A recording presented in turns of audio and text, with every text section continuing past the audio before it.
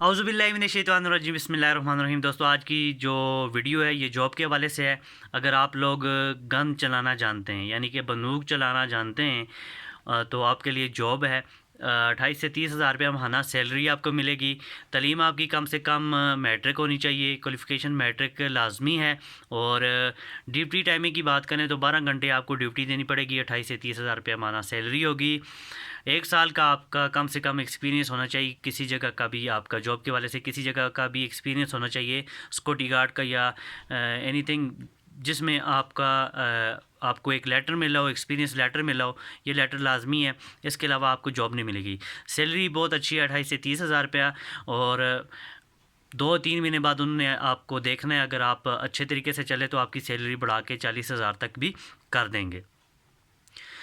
इसके लिए अप्लाई करने का तरीकाकार ये है कि डिस्क्रिप्शन में मैंने जो नंबर दिया हुआ है, इस नंबर पे आप रब्ता करें, कॉल करें, मैसेज करें, इंटरव्यू के लिए आ जाएं। आपकी जैसी सिलेक्शन हो जाएगी उसके बाद आपको विद इन 2 डेज़ आपको आपकी ड्यूटी पे बुला लिया जाएगा।